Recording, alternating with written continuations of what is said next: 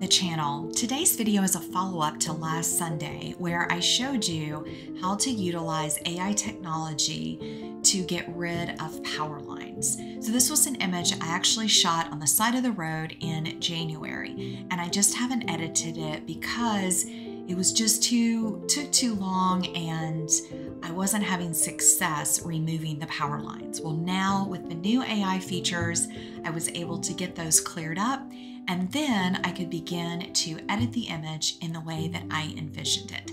So I thought today I'd show you the quick steps that I took to convert this image into a creative kind of day to evening scene, and using just a few tools in Lightroom and a couple tools here in Photoshop. So let me take you along for this quick edit, and I hope you enjoy it.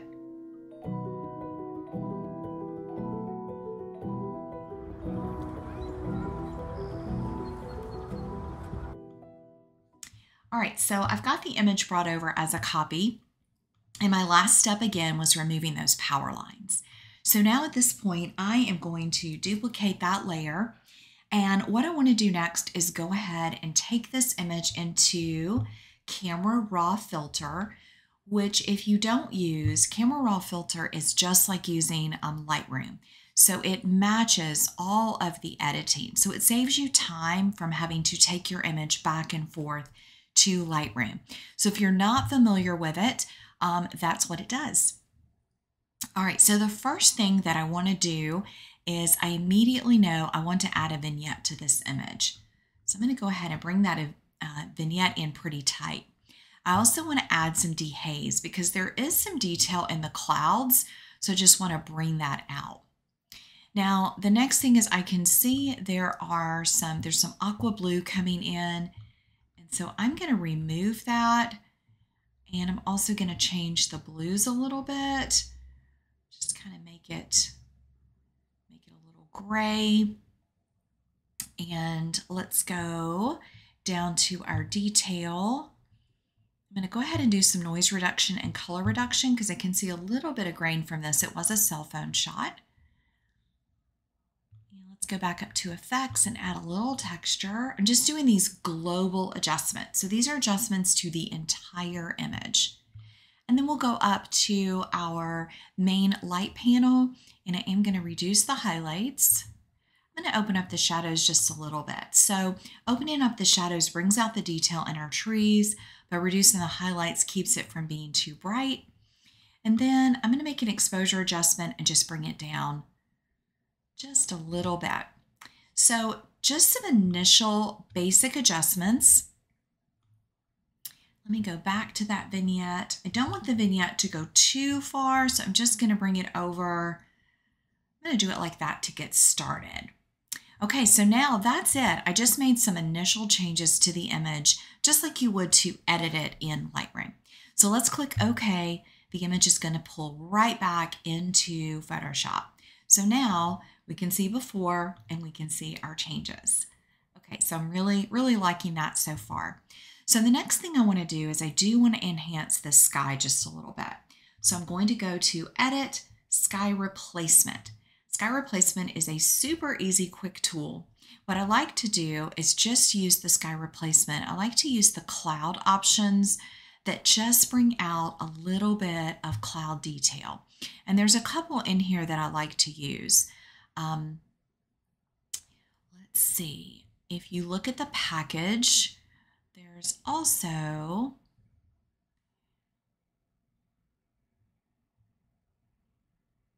is under spectacular. There's this one that is a lot of clouds, and that can be a really good option too if you just want to make it kind of dramatic.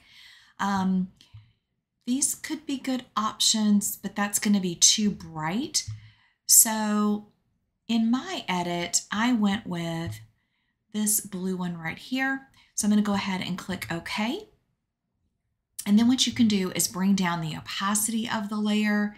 If you want to bring back some of the original, so what you want to do is click on this layer group and then bring down that opacity.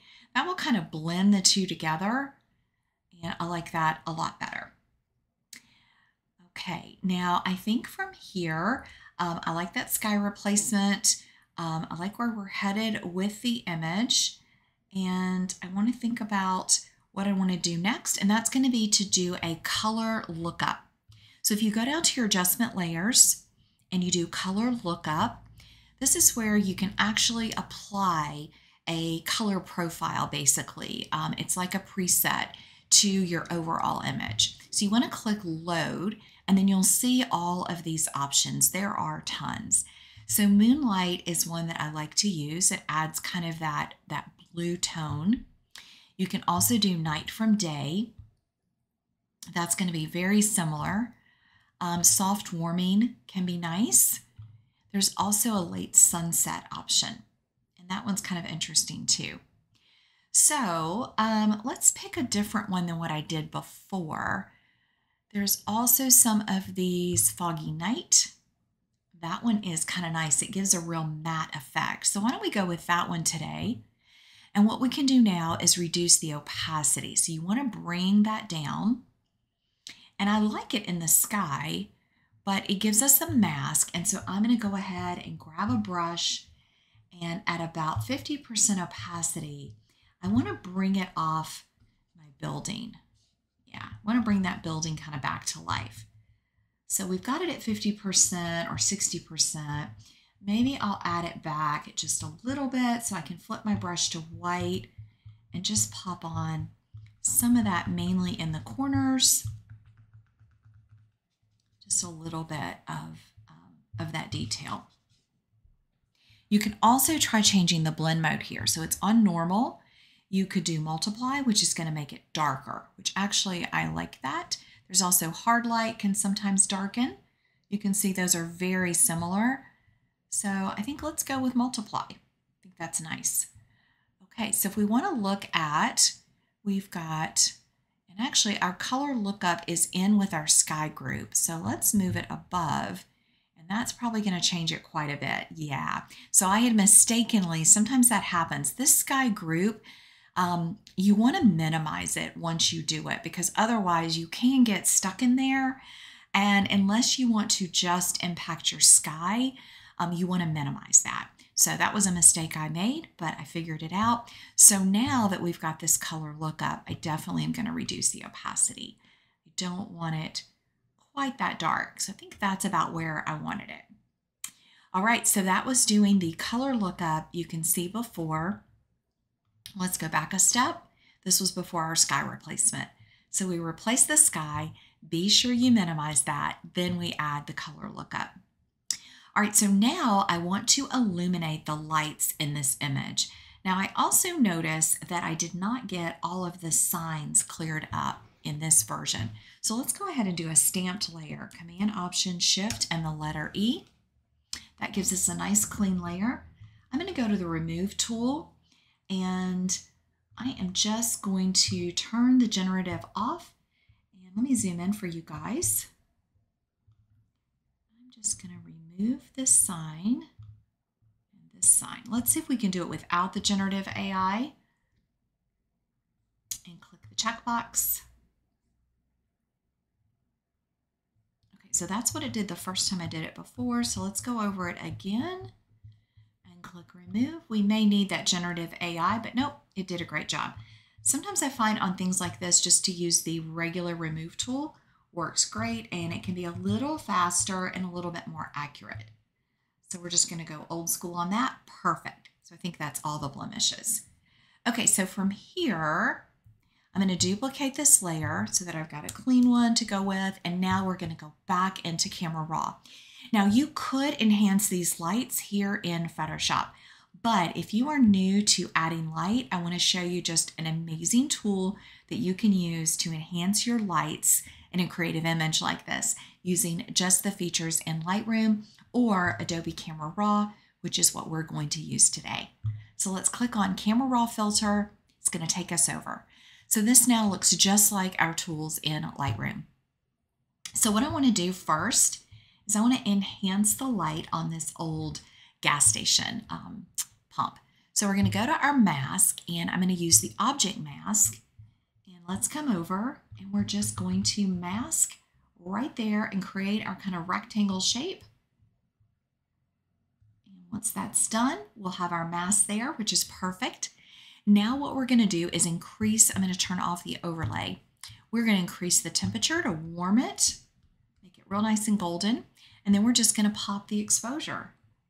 You can see how that kind of illuminates it. You could also do a little whites, is going to brighten. And again, we bumped that tint up. Okay, so next I want to add to the light. So I'm going to create a mask again, and this time I'm going to use the brush. I'm going to make the brush pretty small, and I'm just going to come in and kind of brush right under that light, and we're going to do the same thing. We're going to increase the temperature, and then we're going to increase the exposure. Now, the thing you have to think about with light, I'm going to make my brush bigger, is light filters down. So I'm just going to come in and kind of pop that light down. This also gives me a chance to open up the light around the door. I love that closed sign that was discovered. And we're just kind of brightening that space where the light would fall. You can do the same thing around that area if you wanted to. Now we have a couple other lights, so I'm going to make this small again. And we're just going to come up with the same mask. I'm not changing my mask because it is set up exactly how I want it. I'm just going to add a little bit of light there, and there's a little light over here. So using the very exact mask we used before, I'm just coming in and adding some of that light in those areas. Now there's also a light up here at the top, so I'm going to come in and illuminate that, and again, bring just a little bit of that light. So we're just going to pop that down. All right, now what I like to do is zoom out and see. I'm going to add a little bit on these steps just to tell that story. Illuminate that a little bit more. Now, one thing I noticed with this image is the Texaco sign is kind of stark white, and I know it was a little bit more dirty and not as standout. So we're going to create a new mask.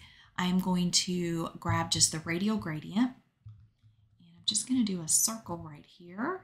I could have done objects, but I'm going to just make sure, kind of get this right where I want it. There we go. And now what I'm going to do is reduce the highlights, reduce the whites. Now taking the highlights down a little too far, so let me bring that up. That's better. It's really more reducing the whites. And I also noticed the temperature got a little blue, so I don't want the blue. I'm going to bring it right back over to the yellow just a little bit. So there's the whites at normal. I'm just going to bring them down a touch, maybe -23.